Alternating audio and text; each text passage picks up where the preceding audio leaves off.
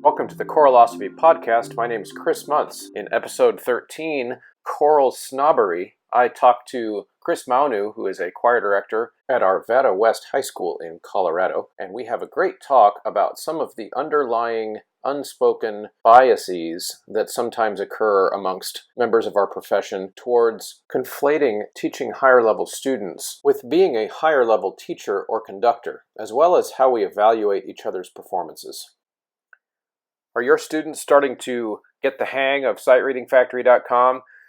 Did you know that they now go all the way up to level 8 exercises? They cranked up the difficulty level a little bit, and now you can go from level 6, you can go into level 7s and level 8s. You can even do some custom difficulty tweaks now where you can add certain rhythmic patterns, certain types of accidental usage that are custom made for the tricks and curveballs that you want to throw your kids.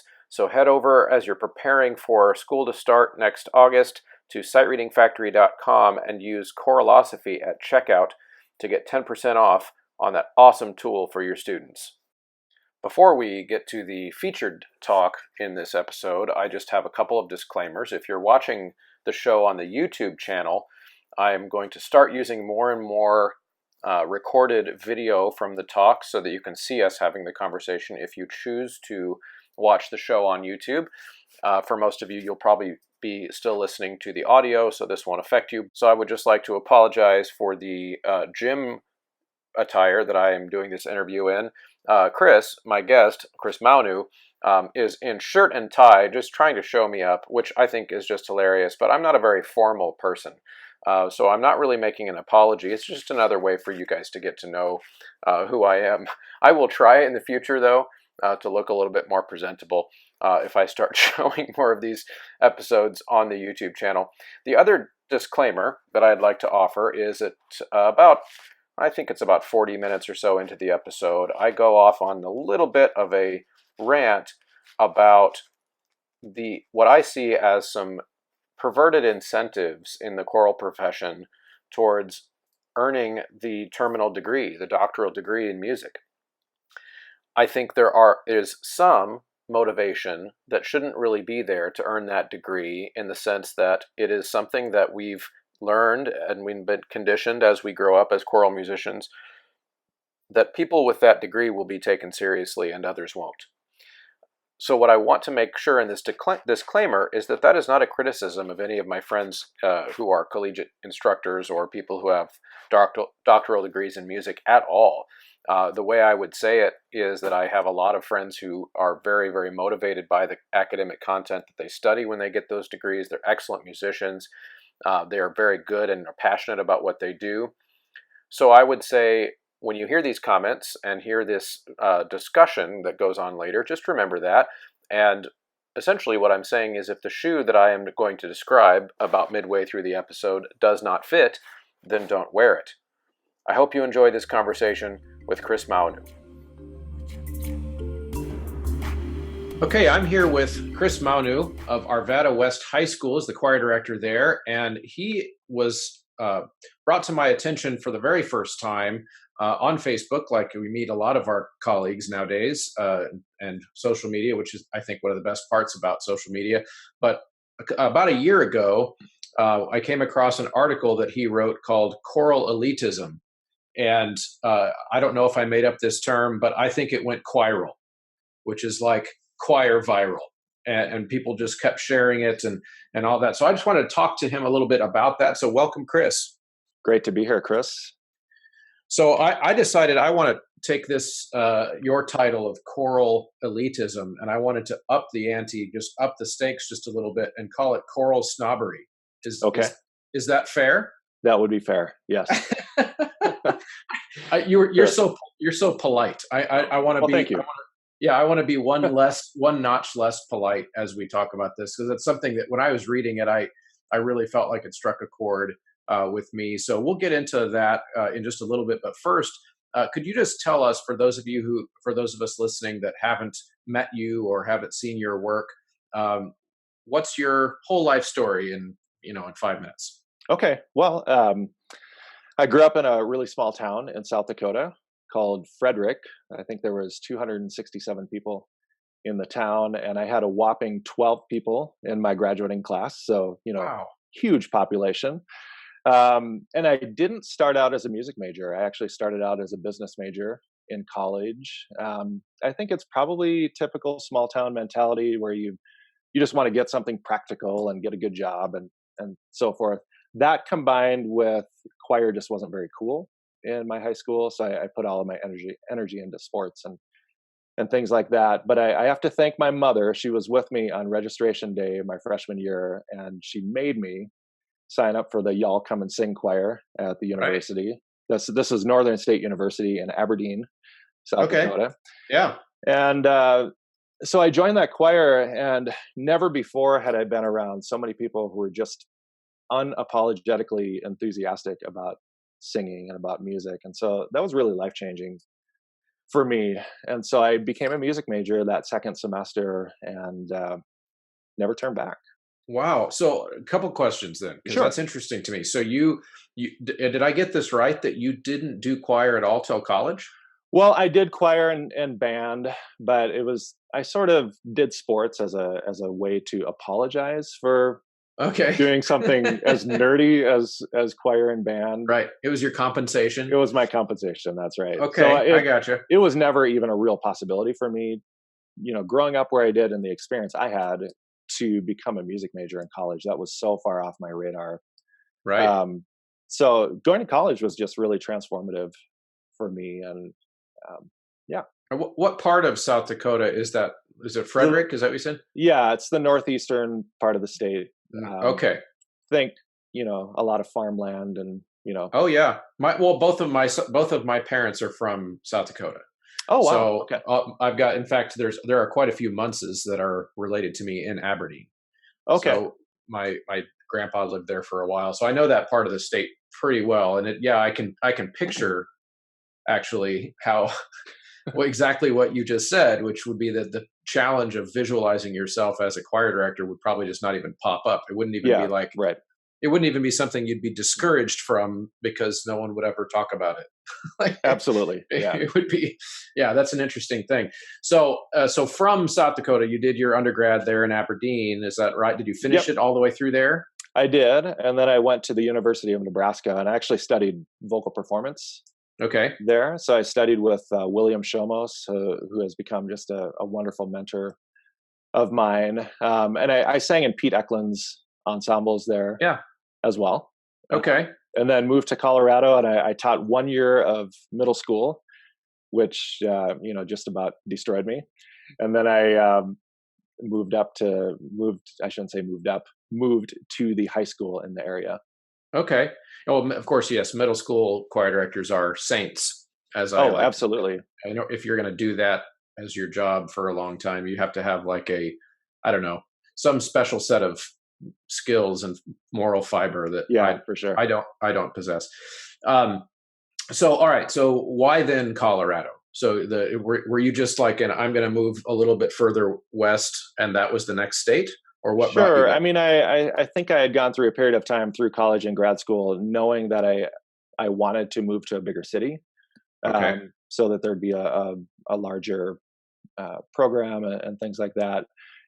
Growing up in South Dakota, a lot of the music teachers teach K-12 everything, maybe even in multiple towns, for their career. And I had actually played an instrument through all the way through grad school as well. I played saxophone, but I really wanted to focus just on choir.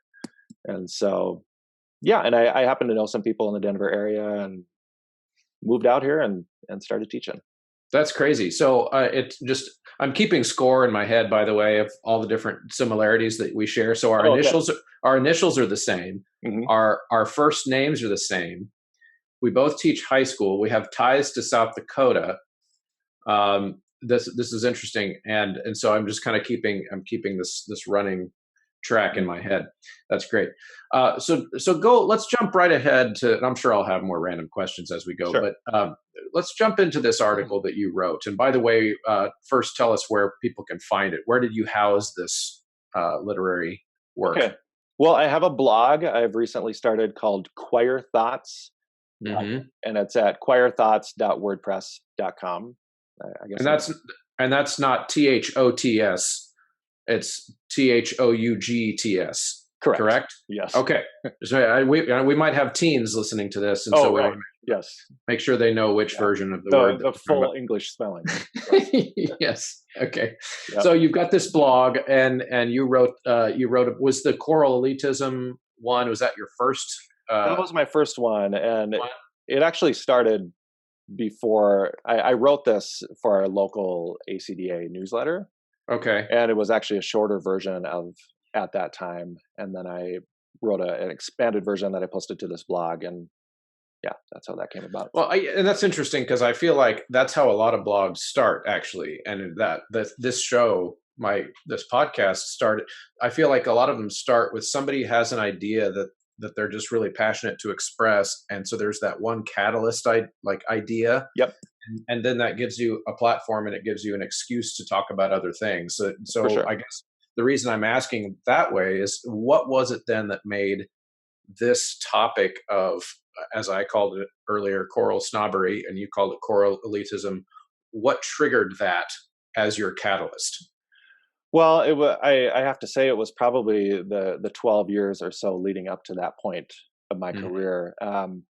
A turning point moment, I think, for me was June 21st of 2016, where I got a letter from ACDA saying that our choir was selected to perform at the national conference in Minneapolis, and I was just elated for that because the kids had worked so hard on preparing their audition CD and so forth. And I remember calling my wife, and I was, in tears and, sharing this information. Well, she thought somebody died or something because she couldn't understand what I was saying.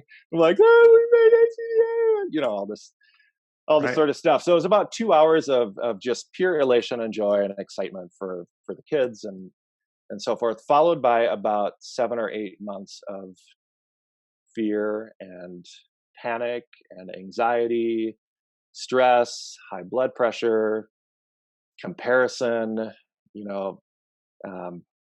all of those sorts of things that are not so good.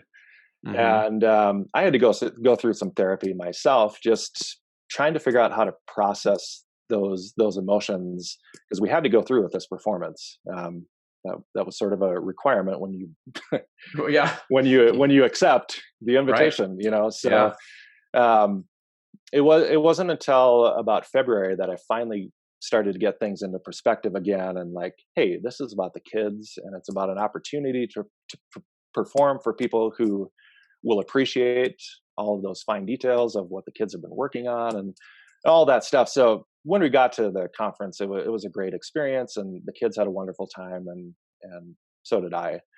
But it was in those months after that I'm like, why was this such a difficult thing for me? And it wasn't just that year preparing for ACDA. It was a lot of things through the years that, the conversations I heard and the conversations I have been a part of, even that really just were not positive.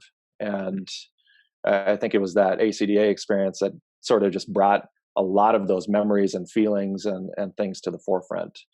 And so later that fall, I was supposed to write a short article for our newsletter, and I just typed it up really quick because it had been on my mind for the months after ACDA, and just took a screenshot of it and posted it on my personal Facebook page, and that's where it went.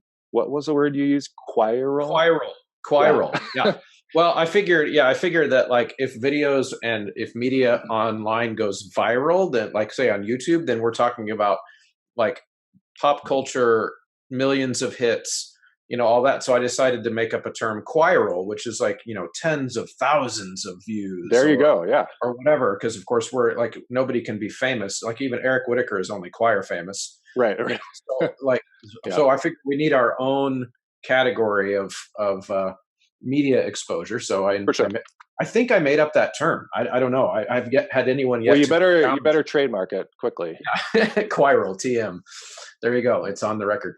So all right. So you were going through this ACDA preparation, and you were having all of these as you just described, feelings of doubt and comparison and inadequacy, maybe, or the Yeah. worry that those would be the case. Now, do you feel like so this article then did that stem from mostly your own feelings that you were placing on yourself, or was any of this external? Were these things that like you felt like other your colleagues were placing upon you? Oh, well, it's a lot of unspoken Hmm. things. Um, I guess I initially thought it was my own internal anxieties and insecurities, but I got to thinking that perhaps I'm not the only one who feels this way, and not all of us are preparing for some sort of conference performance, but I think all of us at some point or another feel these feelings, and I just got to thinking that perhaps it's some external factors that go into that on top of the internal insecurities. Yeah, I think you're right. I think it's like uh, I've talked about this a little bit on the show before, but it's we do this to ourselves and assume that other people, our colleagues, are doing it to us. But the reality is that everybody's doing it to themselves. Oh yeah, You yeah, know, for it's sure. but we don't as a defense mechanism, we kind of hide it from each other. There's probably Right. like a vulnerability fear Mhm. that people would have to truly just express their doubts. And in fact, I did an episode on the show called "What I Suck At," just to like, this is like, well, it's okay to talk about this stuff. Like, it's okay to Oh talk yeah, about yeah, the for sure. fact that there are certain things about being a choir director that we might not be better at than other people, and that's okay. But we probably also, if we look at ourselves objectively, have some certain sets of unique skills Mhm. that are maybe we have that skill, but our neighbor doesn't. But then, I think you have to look at the whole picture. There's also something that the neighboring teacher could probably do that I can't do. Mhm. And that's to me, I don't think we should shy away from those conversations. So so yeah, I think that's really good. I'm going to read a couple things out of the article, just to have you kind of expand on them. Sure. So one of the quotes you put in here is this: "I'm better than you because my choir is performing at this level and your choir is not." I'm assuming that no one has actually said that to you verbatim. That's one No. of those unspoken kind of things. So what kinds of cues do you get that make you think that that's going on in somebody's head? Yeah, I think it's how the conversations we observe when we talk about one another's work. Mhm.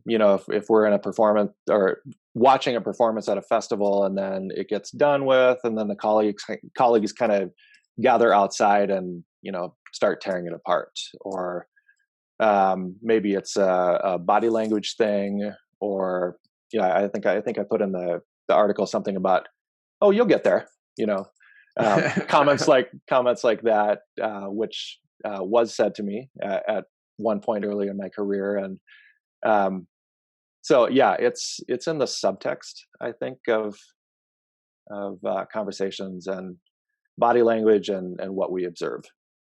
Yeah. Yeah, I think so too. And if the next one you put in the article is talking about if you are not as experienced or your choir isn't performing at a certain level, you aren't as valuable to the profession. That one was a pet peeve of mine too, because I don't know if you've ever come across this aspect, but there seems to be I think, a false hierarchy that many in the choir profession, the choral profession, seem to believe is true, which is that if you don't teach if the higher level that you teach in terms of age makes you a better Right. musician. In other words, you are just a high school choir teacher, or you're just Yep. a junior high choir teacher. When I don't think there's if we were to objectively measure that, which I don't think anyone in the choral profession would be willing to or interested in doing, we would discover not much correlation at all. We would discover that there are some very subpar to average musicians teaching at the college level, Mhm. and some excellent savant type musicians teaching at the elementary school level. And Absolutely. we would find, and of course the reverse is true. I'm not saying that's not to say that there are no savant musicians teaching at the collegiate level, because of course there are. But I just don't think it's as correlated as people might assume No. that it is. I've made the joke before that DMA does not stand for determines musical ability. Yeah, yeah, that's for sure. Because there are other ways to learn, I guess, is kind of my Yeah. pet peeve. Like there are other ways to learn how to be an excellent choir director other than being at a university and getting a degree and teaching college students. Have you ever come across that kind of misnomer? Oh yeah, for sure. Numerous times, just as there's been a little bit of success in my life in recent years, a lot of people will come up to me and ask when I'm going to move up to teaching college. Oh, And I don't know. I mean, maybe that's a move up, but I don't know. I'm really proud of what my high school kids are doing, and I take a lot of pride in being in my little niche of the. I heard somebody refer to it as the choral ecosystem. I don't know if that was on a previous podcast or what that was, but I think every age has a really important, vital role to the ecosystem of music education. yeah. I think it's interesting too because okay. So here's my tinfoil hat theory. I hope you're ready for why this happens. I think because such a high percentage of choral musicians get their employment from academia, whether it be teaching in a public school or in a college or a private school, that it's got to be somewhere upwards of 95% of us earn our living teaching in a school. Well, schools are tiered in hierarchy, so they are naturally built to take our students from kindergarten through postgraduate work and all of that. And so what we've done is we've sorted ourselves into a hierarchy naturally, so that people will just like assume, because they're not going to question the way it is. They will just assume, who are you even to challenge what is going on at a higher level than you are teaching, because you're not qualified. You're Mhm. not qualified to do that. And of course, that's kind of what I'm pushing back against by reacting to your article in that way. It's like that's kind of that's the maybe one of the pet peeves that I Sure. have, is that you know, music ultimately doesn't belong to academics. I don't think. I think it belongs to the world. It's a natural phenomenon, and Yep. we just are. We're just one way of harnessing it. I think that's an interesting way to look at it. So I know that you. One of the other things I was saying, I was keeping a tally of things that are similar about us. We both do groups outside of our school, Yeah. which is a segue actually from what I was just talking about, because yes, our day job is in a school, but then we also make music with adults outside of school in a non-academic Mhm. environment where it's just people, because they feel like it, wanting to make music in the community. Tell us a little bit about what you do. Yeah. So I actually co-direct this group. It's called Anima Chamber Ensemble. Anima being the Latin word for soul. Mhm. It's a professional level group of 16 singers. We don't use a conductor in the traditional sense, and in fact, we try to conduct as little as possible. And I share my duties with my colleague Nathan Payant. Um, just both of us are just really busy, and that we have similar philosophies about things, and so it just kind of works out to take a little bit of the workload off of one Uh-huh. another. But yeah, that's just a way to exercise a different level of music and working with some really talented adults. It's kind of a fun little change An outlet for you, outlet. I'm Yep, sure. for sure. Yeah. So how is that organization structured? Is it a nonprofit, and you have like a full concert season? How is that progressing? Yeah, I mean, we do 2 to 3 concerts per year, nonprofit model. We hope to someday pay our singers. You know, right now we call it an ensemble of professionals because they're all Okay. professional musicians, even though we Right. can't afford to pay them quite yet at this point. Yeah. Um, Yeah. but yeah, Yeah. it's a lot of fun. Yeah. It is. It is. And so as I was mentioning, this is something that we both do, and I wonder too, on the topic of this choral hierarchy thing. Have you ever come across these issues in that context? In other words, um, Who are you to be doing a group of adults? You're just a high school choir teacher. Has that ever been a vibe you Oh, felt? luckily that, as far as I know, that hasn't come up. Um, but I could see where somebody would see something like that and perhaps make that assumption, but not to my knowledge. So I guess I'm fortunate there. Yeah, that's good. I wonder. Have you? Oh yeah, Okay. oh yeah. The in fact, well, I don't know. The circumstances surrounding the situation of how our group started might have just been a little bit different, but our group started from the very first gig, paying the singers, Yep. and so it was presented as a professional ensemble from the very beginning, and because it was and it is. Um, the backstory of that is pretty simple. It's nothing very romantic, but I got hired to put together a choir for two big Catholic weddings, and so Oh, that money got pooled into the ability to go out and hire. At the time it was just 12 singers, and we had learned a whole bunch of music. And I was singing professionally in groups at that time. I was probably 27, 28, and so I knew a bunch of pro singers in Kansas City, which is a benefit of being in Kansas City. There are lots of groups that pay singers here, and so because I had been singing in those groups, I was friends with those people, and so I was able to quickly reach out and get 12 singers and offer them X number of dollars and set a plan in motion. And once we did that, those two weddings, we had all this music learned, and then it was like, hey, this is fun, let's just keep doing this.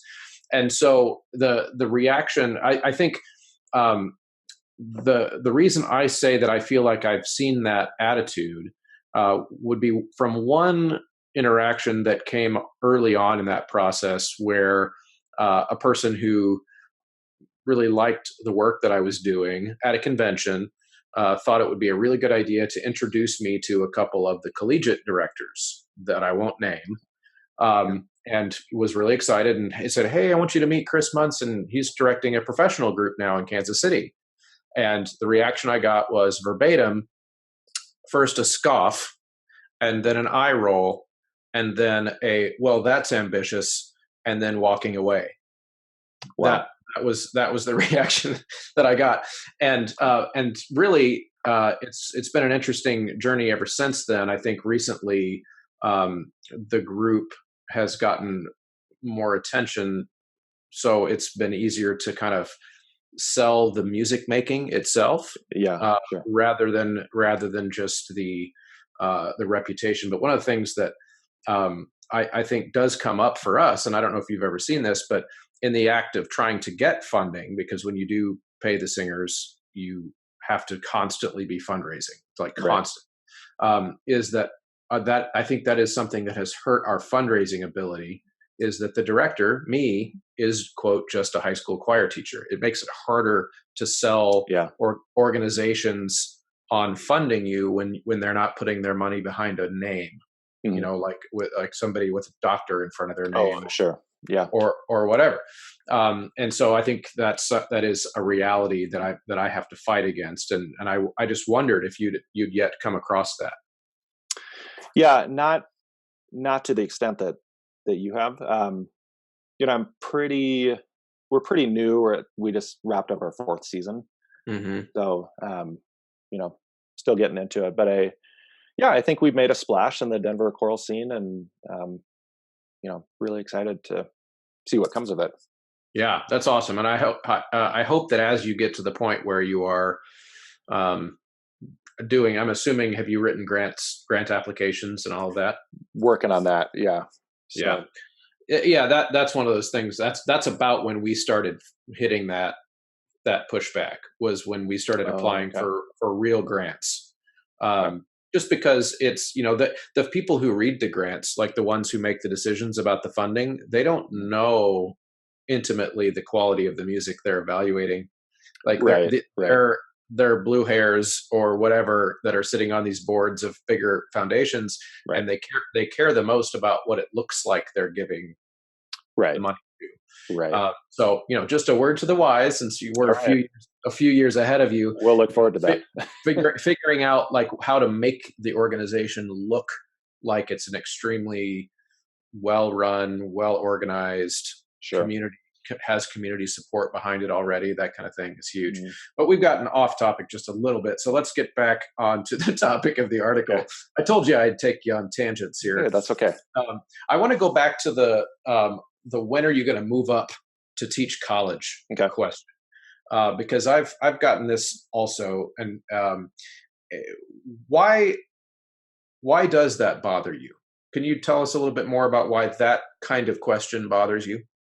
Well, I guess I take a lot of pride in what I do as a high school director. I think you had alluded to it earlier in this conversation about the good musicians being at every level, and I think I am a good musician, and so I guess it kind of feels like the work as a high school director might be less valued, and in turn maybe I'm a little bit less valued because I'm not at the highest level, quote unquote, of the education totem pole. Yeah, I'll go one step further. That makes it, when I get that question, it makes me feel like my students are less valued. Yeah, yeah, that too.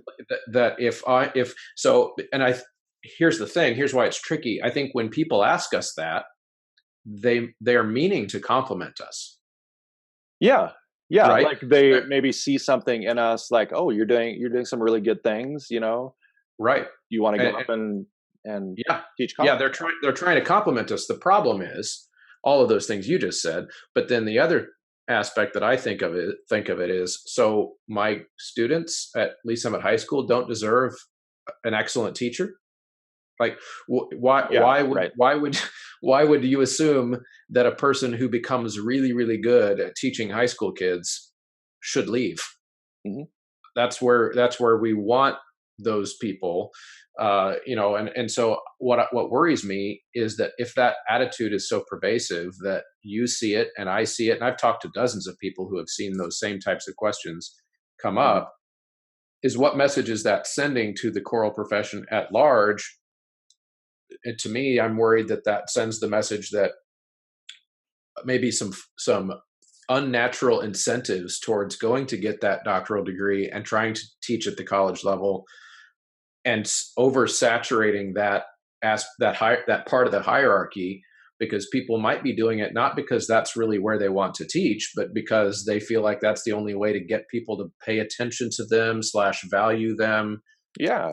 Any of that. Do you think that's fair? Yeah. As somebody who started to do more, honor choirs and stuff like that, I'm really blessed for those opportunities. But I sort of feel like as a high school director, the amount I have to achieve to get noticed enough to be getting these invitations is, needs to be a lot.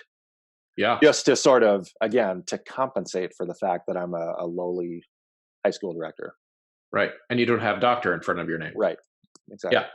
Right. Yeah. I think that's something that I see too. And in fact, I'll tell you one of the probably most crystal stories from my experience with this concept. And I will avoid mentioning names, but sure. I took my kids to a really cool, I guess you could say, festival experience in New York City, where we came prepared with a bunch of music, and there's a clinician there who's, set up to work with us, and he would end up conducting the concert. And my job was basically to bring the choir prepared.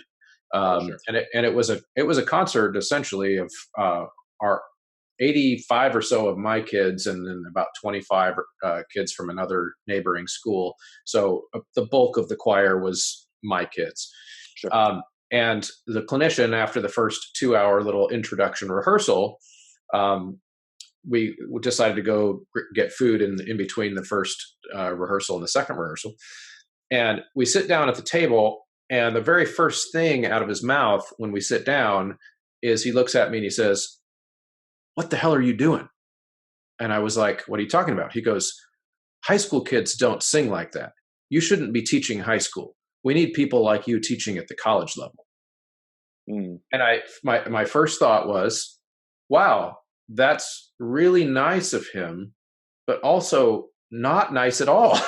Yeah. So Right on. it was like I'm trying to take Yeah. I'm trying to take the compliment, but at the same, and so of course I was very kind, but I responded by saying, well, actually, I have no desire to do that, like, Mm. ever. And I kind of walked him through it, and I said, for me, the reason I don't ever desire to do it is several things. One, I despise academia, Mm. and I don't, and it's people listening. I know we have some people at the college level who will listen to this show, and I don't mean to say that I don't like people who are academics. I just don't like academia. I don't like the process of having all of my education be prescribed for me and formalized and Okay. whatever. So I don't like that. I like to be a self learner. Second thing is, it's freaking expensive to go back to school and get a doctoral degree. And so I'd have Mm. to stop working. I'd have to take out hundreds of thousands of dollars of loans, probably, or get a GTA position and work for pennies for 3 years. And then afterwards, I would make less money than I'm making now teaching at the high school level.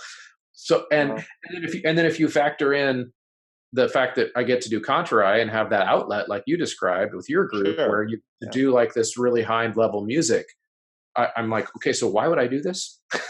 where, Yeah. where they only, and I come down to this: the only reason that I would do it is to get more, quote, attention, would be to get more of that recognition from my colleagues from having doctor in front of my name, and I just don't think that's a good motivation. Well, not to mention, I'm sure you would say that you're getting artistically fed from your high school kids. Like you Hmm. don't have to go out and work with Cantorai just to get that. Like you're getting that from your kids, and high Oh school yeah. kids. All kids are amazing, and you can do some extremely high level music making with high school students. And Oh, I agree. Yeah, and I didn't mean to denigrate my kids. I think there is a no, I difference was just between. going Yeah, along with what you were saying. I mean, yeah. you know, And so I'm interested to know kind of what you think about that, because and I, so because again, I want to clarify, I'm not opposed to people who go and get their doctorates, and I'm not trying to kind of poo-poo that whole enterprise. I just think that but I am kind of vehemently opposed to this idea of the value of the teacher comes from the level that they teach, or even that the expertise that they might possess right? comes from the level that they teach. Are you vibing with that at all? Oh, definitely, all the way. And if I ever decide to pursue a doctorate or something, it would be just to learn more and examine my conducting technique to a much closer level, and just to improve my knowledge and so forth. So that I don't think there's anything against that.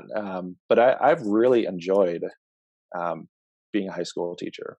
Just Yeah. at that level, and working with kids who are so dedicated and so bought into the vision and so forth. And some people might not understand um, Hmm. that to the level that people like you and I do, but it's there, and the kids are amazing. Yeah, I think the way I see it is, with high school kids and with Contorai, there's a certain best of both worlds that I'm privileged to get to experience, Hmm. in the sense that there are things that the adults can do that the kids can't Oh, do. sure. Yeah. There just absolutely are. But I I get most of my, I guess, my identity as an educator, Hmm. uh, from the kids. In other words, when Contorai makes a really cool noise, I don't really get to claim ownership for that. Like, meaning, yes, I set an artistic vision in motion, but Right. I didn't teach them how to make an ah vowel, or I didn't teach them how to tune a chord, or to read music, or just to phonate in some cases. Whereas when I get my high school kids to make some amazing sound, like, I Mhm. built that. Like, I took those kids from age 14, they never sung before, and built. So most of my pride for myself as a teacher comes from my high school kids. And then in contrary, it's more just like, I get to make cool music with my friends. Yeah. You kind of see it that way too? Yeah. Just you get out there and you can play for a little bit and have a Yeah. little fun.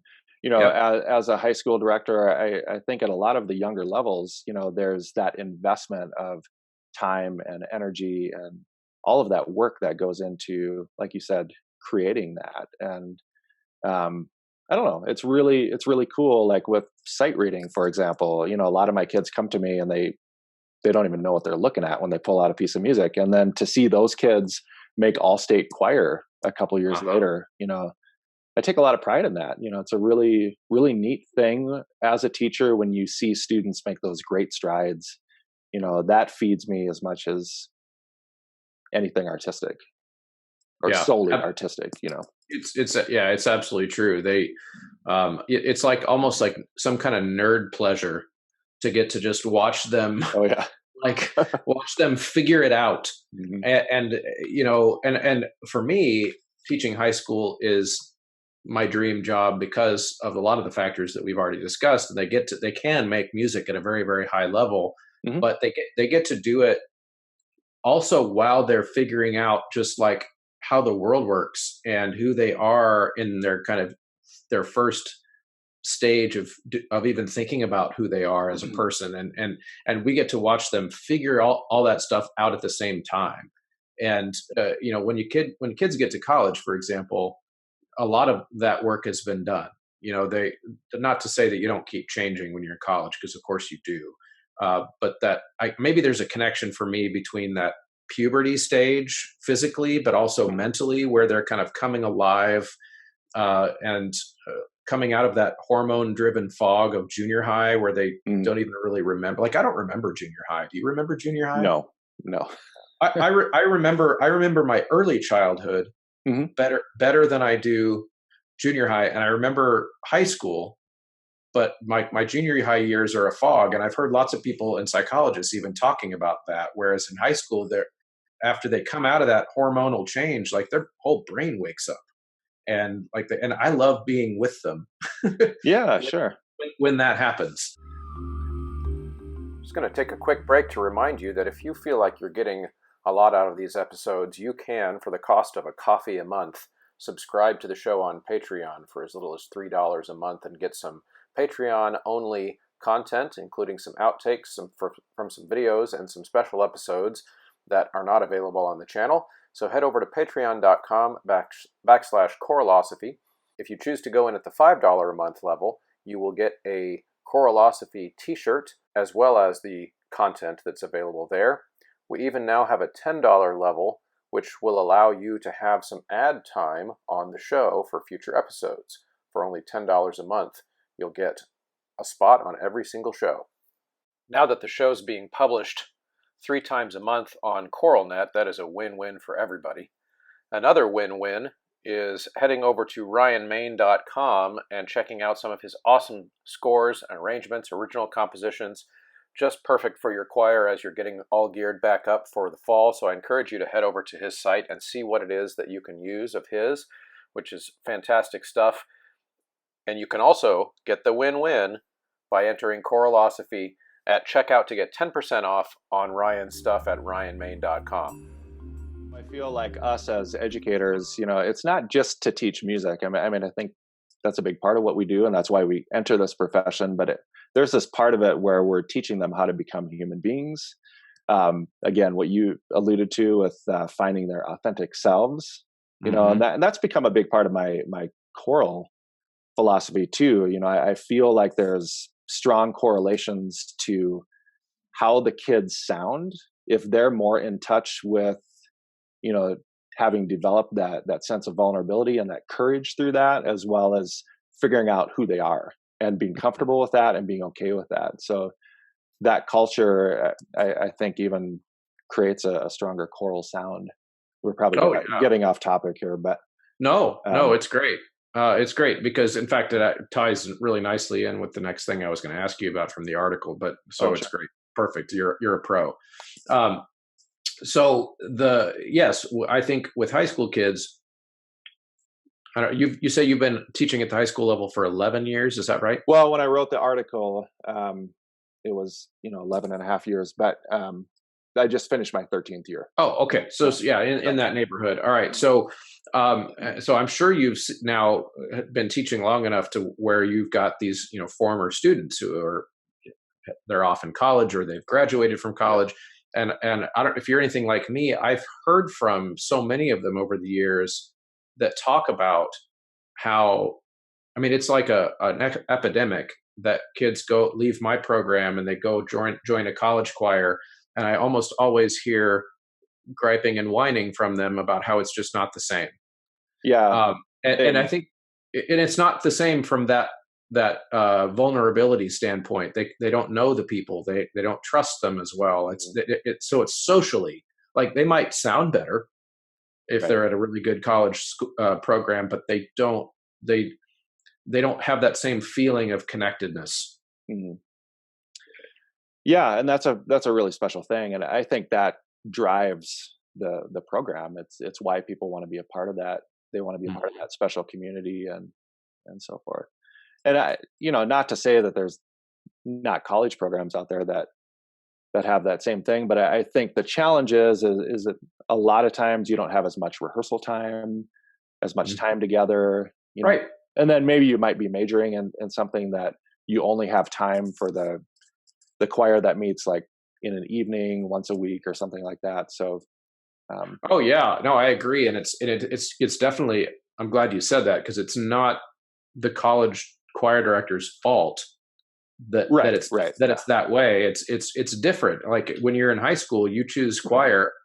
I feel like 9 times out of 10 kids choose choir for social reasons, and it's the music that gets them later. Yep. Like once they've chosen it because they're the cute girls in there or whatever, then the music gets them later. And in college, it's kind of the opposite. Like kids sign up for it because they want to learn about music, and a good portion of them are music majors. So I was, when I was teaching adjunct at a college, I used to say that in a lot of ways, I felt like the students there were just using me for my mind. Like they just wanted to know what I knew, and there was no connection. And it's one of the things I missed about teaching high school. I was like, I got to get back to teaching high school. I feel like I'm just showing up and vomiting knowledge, and they're just lapping it up, and then we go home. Like it seemed very impersonal to me. Now I think for our high school kids that go to college and have that disconnected feeling, what I usually try to tell them is, well, think back to your freshman year of high school. You didn't feel that connected feeling yet either. You have to start over. The problem is that most of them don't want to. They don't want to start over, so they quit, and that drives me crazy. Yep. Yeah, stick it out. Yeah, absolutely. All right, so this vulnerability thing, I want to turn us back to the article and talking about vulnerability in the context of this elitism, and you've structured it so to where you put what is the problem with choral elitism, and then you listed some big headings. One of those was vulnerability. Why do you think that vulnerability causes or contributes to this problem? Well, I talk about it in the article. First of all, with singing, I think singing is one of the most vulnerable things that we can do. We create these sounds biologically from within inside ourselves, and when that sound leaves our body, it's probably going to be met with some judgment and criticism. And then because it's biologically created, I think there's a more personal element to that. Mm-hmm. So if you're criticized as a singer, you're criticized as a person because that your voice is part of you, Mm-hmm. So there's that. And then I think that carries over into us as conductors. I think we all feel just as vulnerable conducting a choir as we do if we were singing a solo. I mean, it's, there's so much connection, not only with just, what the choir sounds like, but kind of tied to who we are as educators and conductors and even people. And so, when we're not saying supportive things about each other, or we're not lifting each other up, or we're saying elitist things and maybe even tearing each other down, that destroys a lot in us, especially young teachers who are I know when I was a young teacher, just trying to develop that confidence and stuff. Even though I acted confident, I, I'm sure I definitely wasn't. And so some of those things, if they happen at that age, um, or that point in your career, I think some people might even leave the profession Mm-hmm. if it's at a high level. So I think we have to be really careful about that part of it. Just recognizing that we need that affirmation. All of us Yeah. do, no matter how successful we come or even how much experience we have. We need to be need to be affirmed as teachers and human beings. I think every one of us needs that. And so, elitist conversations and attitudes and arrogance that doesn't seem to jive with what we really need as humans. Yeah. In the article, you talked about the idea of yes, wanting to receive that authentic feedback and like from videos to recordings and stuff. How do you draw the line, or how would you recommend? Let's say there's a new young teacher listening to this episode, and they want to like, I don't want to be a choral elitist. How do I not be one? Oh well, So how do how I, do I see how what do you you mean. talk? So if you're going to give somebody feedback, how do you do it without sounding like a snob? Sure. I mean, I think we're all taught to be um, critics of music, and I think that's a good thing. Hmm. How do we become better? We soak in as much of our surroundings as we can, and listen to as many groups as we can, and watch as many people work as we can. That's how we become better, and that's how our field advances. So that's not a bad thing. I think it's sort of the way that we interact with one another, um, the way that you offer it. If it comes from a point that you're valuing the person as a musician, and um, I think there are ways to talk to people where it's you're honoring and respecting their integrity Yeah. with what you say. And I think if that's behind it, you can have a constructive conversation. Yeah. Yeah. And I think I just have another, I got all these like ideas that are stories that pop to my head from that Sure. this brings up for me, just because it makes me think of times where I've come across these things. So one time in the, I guess you could say, infancy of Facebook, Mm. probably 2007 or eight, where Facebook had been around for a while, but people were, you probably remember this, like still trying to figure out how they were going to use it. Like Yeah. what kind of stuff am I going to put on? Sure. Well, my chamber choir did a master class with Chanticleer. It's one of those things where you can like hire them basically to come in while they're on tour and work with your kids and Oh, do a cool. do a little performance. It was awesome. It was a super awesome opportunity. And so I kind of set this up, but I invited, and then ended up making it a collaboration with the other two chamber choirs from the other two high schools in our town. So it was the top three, the three top groups from each of the three high schools. And so, all right, so here's what happens. So then a video of one of my groups gets posted on Facebook, Okay. and of course, one of the parents of one of my kids gets on and talks about how, um, I don't know how to, I don't even remember. It's been so many years what they actually said, but basically the gist of it, that this parent gets on to brag about how clearly my group, the group their kid was in, was like the best of the groups there, right? Okay. So not something that I said at all, and I didn't yet really know how Facebook should be used either. And so my decision, and maybe I'm looking back on it now, it was the wrong decision, but the decision I made at the time was basically to just reply to that comment. Thank you so much. That's very nice of you to say, something along those lines. Mm. Well, my colleagues saw that. My colleagues interpreted that as I was not sufficiently condemning that kind of language, Oh, um, okay. and was therefore reinforcing us the idea that we were trying to present ourselves as the best of the choirs. Okay. And I had colleagues that were angry with me for years before we finally figured out why that what had happened. And at the time, my thought was, I don't want to confront this parent because I understand that parents brag about their kids. That's a thing that they do. I wasn't endorsing that. I just was thanking them for the compliment and trying to move on.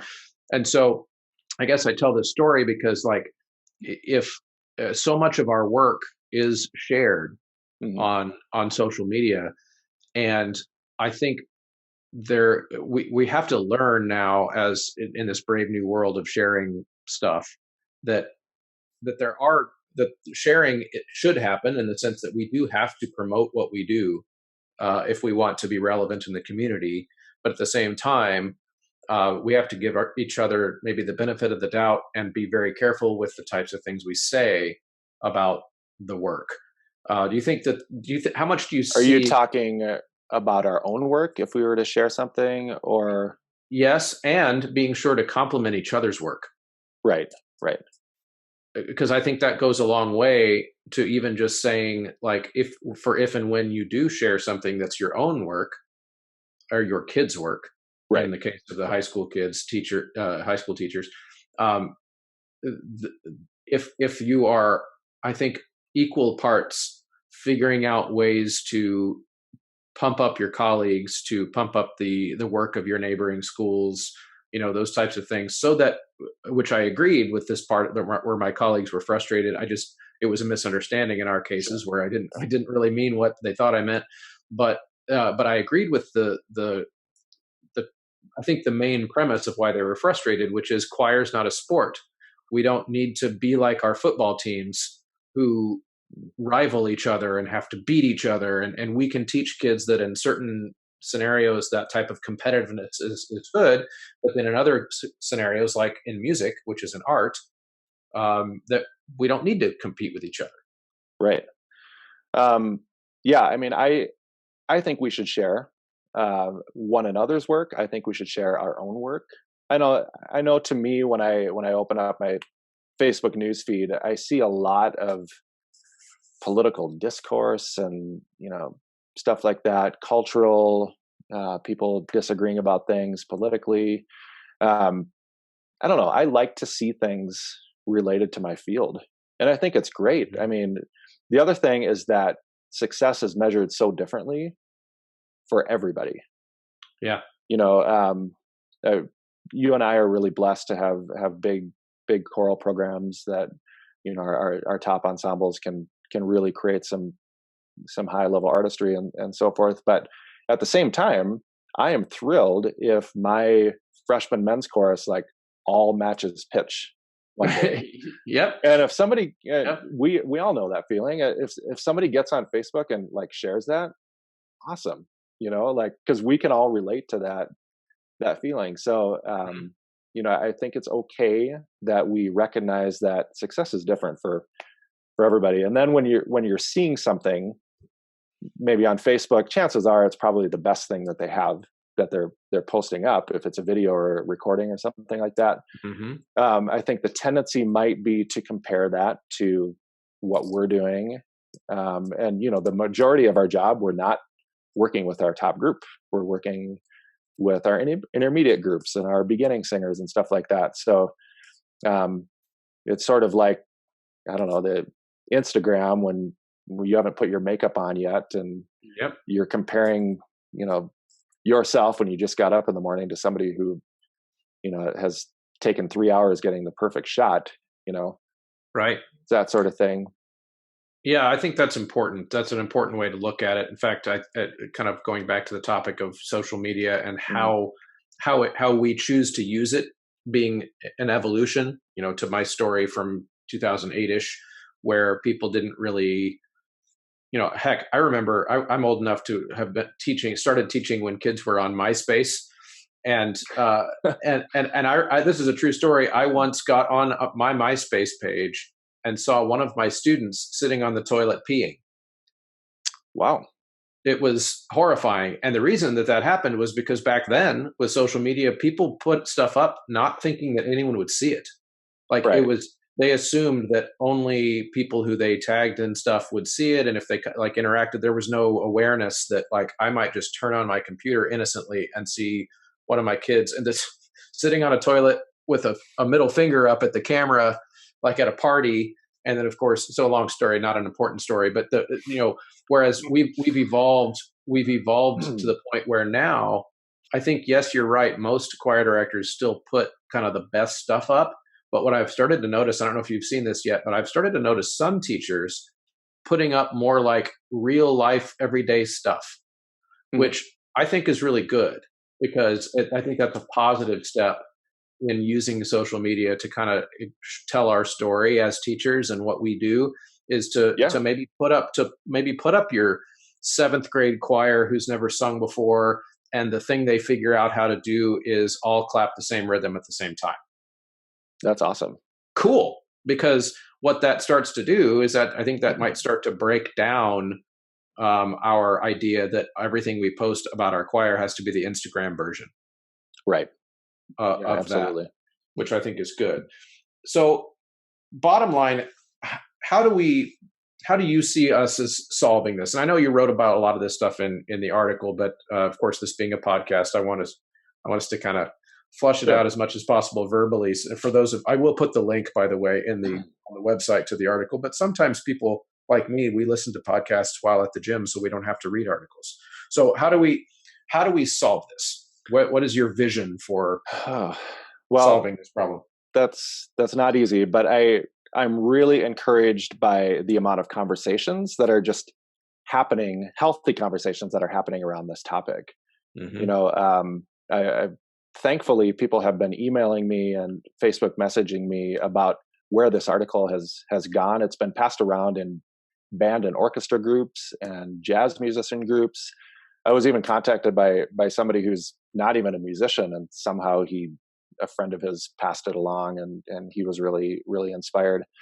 So I think having the conversations, I think examining where we are and being honest with ourselves.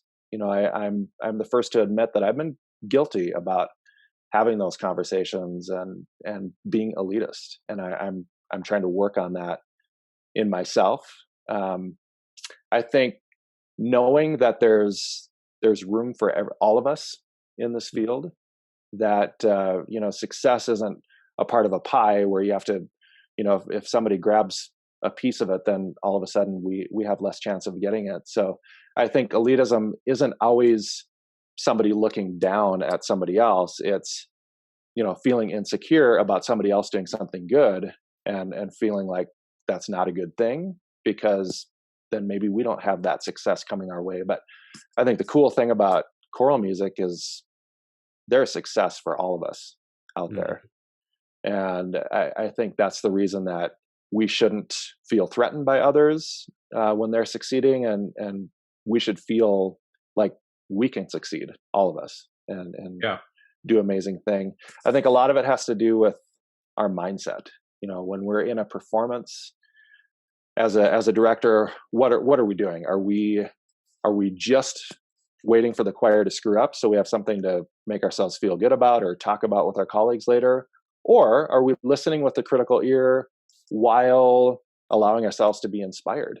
That's the reason we do this thing, right? I mean, is to inspire, and a choir does not have to be perfect for that to happen. When I see people on stage, students or others, being emotionally connected to the music and to the text, to one another, to their director, to the audience, that's beautiful. And that's what's beautiful about our art. And if we can allow ourselves to be in that space more of the time, as opposed to being in that other yucky space where we're comparing and judging and so forth, I think there's a balance between being a musical critic and then loving one another and lifting one another up and allowing ourselves and each other to be inspired. Yeah. And I completely agree with all of that. And my tendency is to think of it like I could simplify it down even further, which is just to zero in on the one word you said, which was comparison. Uh-huh. If we could just get rid of that part, then to me there would be so much room then to do all the things that I think musicians need to do, which is so essentially what I'm trying to get at is that I want to be careful that when we say we're anti-elitist or anti-snob, to not say that we're anti-excellence or anti like musical aspiring for as close to music perfection as you possibly can, Oh yeah, for sure. all those things, because you can do both. I think if you get rid of the comparison part. So if you're I've said for years that to me the difference between somebody who's egotistical and somebody who's confident and striving for excellence is that comparison part. If I say my choir did an awesome job, they made an amazing CD or did an amazing concert or whatever, I'm so proud of that. That's not elitism, No. unless you add, and because we're better than you. Right. If you add that part, then you're an a-hole Mm-hmm. and you are a snob or whatever. But if you're just reflecting on your own work and your singer's work and where you came from yesterday, where you came from 2 years ago, and you're so excited about the growth that you've achieved in your own little sphere, then I think you're good. I think you're like, that's exactly what we should be doing. And then you just don't get to add that like comparison piece to it, to like, oh, and that makes us better than at the next door high school, or that makes us better than the pro group, across the state, or whatever. Then I think that's really where the danger is. Do you see it that way too? Is it that simple? Well, I agree. I think that's a pretty easy fix externally. I think Mhm. we all have to do that work internally, though. Uh, Yeah. whether it be through therapy, what I'm still a therapist and in therapy and stuff, but I that's a little tougher because I feel like we all do that internally, even if we're trying really hard to not. And so Yeah. that's a longer fix, but that's possible if we can continue to be in that mindset that we're in this together. Hmm. You know, we don't want to tear each other down. That's not why we entered this field. Right. We want to support each other. I'm glad you brought up therapy, because that, as a response to what I said, actually, I like that a lot, because what that tells me is that you're trying to point out that all the things I just said are maybe easier said than done. Like it's easy to say that you're just not going to care about how you stack up to the neighboring choir director. Right. It's harder to actually feel that genuinely. Exactly. Yeah. And you're right. There might be some cognitive behavioral therapy type solutions for some people. I've actually, I'm unique in that sense where I genuinely just don't care. Like Yeah. a lot of people, I've actually been accused of being an elitist for that very reason, Mhm. which is that I genuinely just don't care. And sometimes people will see that as like, he thinks he's so much better than us, whatever, that he doesn't care what we think. It's like, well, no, it's not that I don't care what you think. I want you to like me, but Right. I'm not going to base my self worth on whether or not you like me. It's a bonus. It's like cool if you do. Right. But I'm not going to change who I am, and I've kind of always been that way. And so when I entered the choral profession, it was kind of easy for me to just say, like, I'm here for the music, man. Like I just want to make cool music and do Mhm. music as best as I possibly can and learn as much about it as I can. And so I feel like I've always looked at this issue from that unique kind of standpoint where maybe I just got some kind of weird genetic gift where I never had to do the therapy for that reason. I had to do therapy for other reasons, more about like my relationship abilities, which were not great when I was younger. But so for me, that was just never one of the challenges. But I think you're right on the nose, which is that for a lot of people, that is a challenge, because it's more common than not that people really struggle with comparing themselves to others. Yeah. I think you're probably in the minority. I mean, I would guess that most people, and I don't think it's probably even just musicians. I think it's people of all professions. I think there is that, the imposter syndrome where we feel like we're going to get found out and all that stuff. And again, that's not easy to fix. Right. Right. I think that's true. I think those are really good insights. Like if we are able to figure out a way through, like you said, therapy, or through just increasing our conversations with our colleagues and listening to shows like this where people talk openly about it, or I always say that a good exercise for people in this area is to figure out ways to talk about things you're not good at. It's like, just like anything else. It's like, it's tricky at first. It's awkward at first. It feels weird at first. But when you do it enough times, it just becomes like a thing that you're doing. It's not a big deal to talk about how, I'll out myself to my colleagues all the time. Like, hey guys, in fact, in Contra, one of the first times this ever happened was we were getting ready for one of our first concerts. And I have this mental block where I just really struggle to do all things related to concert logistics. And where does the choir walk? If I want the choir to stand over here and look this way, where should they come in from? And, I get stressed out. My palms start getting sweaty. Like, I can't visualize how they should walk. My high school kids know this. They know that not to let Mr. Muntz decide like who's going to walk in where. They're just like, it's usually some girl, and she's like, I'll take care of it. So this happened in front of my peers, in front of my colleagues. That was way more stressful for me to kind of admit that I sucked at that. Like, I cannot be the one, you guys, who decides like where we come in from and where we sit and how the logistics of this flows. And one of my colleagues finally stepped up and said, you know what, let one of us handle this. You're obviously very stressed out by it. And it sounds dumb, but if you're the director of the concert, you kind of like think you should have to be the one who does everything. Like, right. You're responsible for everything. Well, I sucked at that part of it. I still do. And so, but once I got that Band-Aid ripped off of like just admitting to everyone that I suck at it and that it stresses me out and I don't want to do it, then people were willing to step up and say, hey, I'll help with that. Like, that's something I could do. And then all of a sudden, like that air of, oh, the conductor thinks he's in charge of all things. And it's like the God of knowing everything. Well, that took away some of my need to act like I knew everything. Well, yeah, and people respect that. If they see you showing a vulnerability, like something real about yourself, nobody's perfect, and so especially when students see that in their directors, right, that builds their ability to become more vulnerable and more authentic. If they see that, hey, you're imperfect and you have weaknesses, that I guess it's okay that I do too. Yeah. Yeah. Having singers in your choir that have perfect pitch if you don't.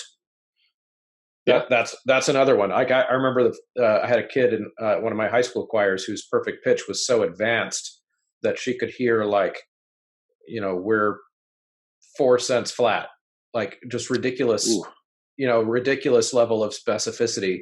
And I remember telling in front of my chamber choir, saying in front of all these high school kids, so guys, that I really believe that a conductor should try to be the best pair of ears in the room. They should work really hard to where they hear everything that's going on, because if they're the gatekeeper of it. But in this choir, I'm not that person. And I pointed to her. I was like, she's the best musician in this room. She can hear everything that's going on exactly. So we're going to lean on her for certain things, like so she gave us all the pitches. I would check with her like during performances to see if we were actually staying exactly in the key that I wanted us to be in, and she'd like nod or wag her face back and forth. It was really funny, and it was like, I had to let go of some of that control, and I think we aren't very good at that yet as a profession. No, and I think amongst our colleagues, we parade around in this facade that we just have it all together, and I don't know why we do that. I mean, I think it would be happier if we could just freely admit our shortcomings with one another and be more human. Yeah, absolutely. And be more human. Yeah, I think that's kind of the mission of one of the missions of this show is, like I said at the very beginning of this episode, we'll kind of wrap this up now with kind of tying this all together, where I said that your article kind of was a catalyst for your blog because this was something that you were passionate about. And my show had a catalyst too, which was essentially this idea of being your true authentic self and being able to communicate freely who you are as a way towards being happy. And I saw in the choral profession, or I still see in the choral profession, a lot of impediments to that come from a lot of the stuff that you wrote about in the article, which is that are things that are impediments to us being our true self in front of our colleagues, because of the fear that if we reveal some of those weaknesses, we will be placed in a different part of the hierarchy than we want to be in. We won't be elevated to the top if they know we don't have perfect pitch and we can't organize a choir on stage. Whatever the thing is that we're not very good at. So it's I think our two causes have joined. Yeah, and I think they, those fears exist because we've all experienced something to make us think that way. I mean, I don't think we enter the field. Maybe we do, but I don't think we enter the field thinking all of these things and having all of these fears. I think they're developed through being in it and through our conversations and our experiences. And so I think we all have a responsibility to just maybe just do our part. If we can make a small contribution to it, maybe examine ourselves or fix something that we know we're guilty of, or something, we can fix this problem. Yeah, that's absolutely true. And the very last line of your article, the choir is a beautiful thing.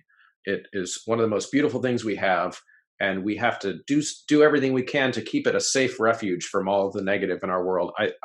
That rang true with me also. One of the things that I say at the end of a lot of concerts, especially the community concerts, I don't do it so much at school, but community concerts, that I will tell the audience that the world gives us so many reasons, social media, the media, any kind of news outlets give us so many reasons to think that we can't get along with each other. I mean, we are told why we shouldn't be able to get along with each other at every turn. And then I'll turn to the choir behind me, usually of kids, and I'll say, here's the evidence that that's all crap. They can get along. In fact, we just sang together for a week and everybody was laughing and loving, and and we've got 100 people here from different backgrounds, and choir is a representative sample of what the rest of the world could be.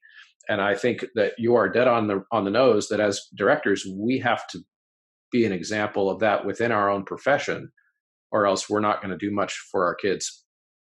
Well, choir is such a model for how the rest of the world could be. I think, you turn on the news, Fox News or CNN or something like that, and it's all about he said this, she said that. They're not reporting news anymore. They're reporting on conversations that people are having that are negative, and just sort of trying to create this narrative that nobody likes each other. Right. And the beautiful thing about choir, I know you want to wrap up. I just want to throw out this last thing. Oh, you're fine. A big mission this year to approach some music on difficult topics. So at our state music conference, we did a whole program on the world refugee crisis. And right at that time, right when we're performing, it was in January, the southern U.S. border stuff was firing up again. And, what I found amazing about that is the kids talked about it, and we had political discussions, political disagreements in class, but everybody respected and honored one another. And everybody's perspective changed and grew because they allowed one another to listen and hear other perspectives and things like that. I don't know. It's amazing what choir is able to do for our world. I think it's beautiful. It's connective. It opens up. Yeah, I think it opens up the conversations that you described. if those same, I would, here's you probably don't want to do this experiment because it would probably be unethical, but if you took those same kids or those same kids from that same age group, same part of the country, and put that same conversation in an online forum for them to type back and forth at each other and took away the choir component, Yeah. you would have had a very, very different experience watching those kids tear each other apart. Yeah. But because first they made music together and they were on the same team and seeing each other as humans, Yeah. they were able to have a conversation where they disagreed, but were able to talk to each other like humans without contempt, without where you can say, I see it a different way, or I disagree with that. I even disagree with that strongly, but I want to know why you think that. Like, that to me is like, it's as simple as that. Like, if you can have a conversation with people that you disagree with where you genuinely care what they think, then it's amazing what will happen. And I think when we are in a choir with someone, some of that ice gets broken. Yeah. And if we as adult colleagues can just remember that, that, hey, if we can think of ourselves as in a big choir, how would we talk about each other? How would we interact or look at each other? Yep. Yeah. And discussions on choir chat groups and Facebook groups are a perfect example of how not to do it. Mm-hmm. Like this happens but this is a totally different podcast episode. I could probably go off for an hour on on some of the things that I've seen on those groups. I mean, I've even gotten kicked off of them before. And so it is toxic. And I think that one of the reasons that these conversations are so good is because this needs to become the dominant conversation. Like, how do we make our profession a reflection of the choirs we're trying to build? Not necessarily how do we make our choirs a reflection of us? Which I think would be a great way to think of it. Well, thank you so much for coming on and talking to me about this. This has just been a lot of fun. And like I said, when I saw your article, I said, we've just got to talk more about this, because I think for that reason I just mentioned, which is that I want this to become a more dominant conversation and more thought out by lots more people. And I think this is a good way to do it. Well, I'm really honored that you had me on the show. And I hope that this discussion will just further this conversation on your Facebook group and maybe even other platforms as well. So absolutely. I really appreciate it, Chris. Thanks so much. Yeah. Well, thank you so much for coming on, and we'll talk soon. Okay, great. Thank you so much for sticking around to the end of another in-depth choral conversation. I hope you're getting something out of these conversations and having ideas framed for you in maybe some new ways. That is the aim of the show. If we are successful in our conversations, then we are opening up minds, we are opening up conversations that hopefully follow you away from this podcast and into your profession. That is the end goal, I think, in how we want this show to be received, and at the very least, to spark a conversation. Some of you will agree with myself or with the guests, some of you will not, but as we just discussed there at the end, that's okay. So remember, if you are getting something out of this, what I would love for you to do, it would mean a lot to me, for you to leave a rating in your podcast app. So rate it highly if you enjoyed it, but rate it lowly if, I don't know if that's the right way to say it. Rate it poorly if that's the way you feel, and leave a comment. First thing is that I actually read the comments and would love to incorporate any criticisms and or rebuttals, as always, into the show, which you can leave in the comment on the app and or send to choralosophy@gmail.com. The other things you can do to help out with this mission of furthering the conversation in choral music, of course, is to share an episode that was really interesting to you on your social media. Go to patreon.com and become a subscriber.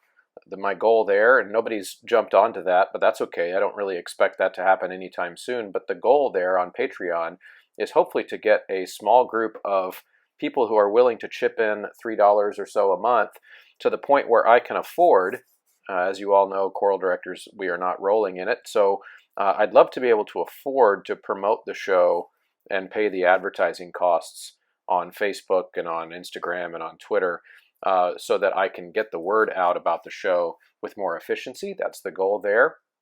Another thing you can do, of course, is head over to my sponsors who are really awesome for jumping onto a brand new show in its first days over at sightreadingfactory.com and ryanmain.com and checking out their stuff and using the Choralosophy checkout code to get yourself 10% off. And all of those things are ways that are actually helping the show survive in very real ways. So anything that you can do in those areas is much appreciated.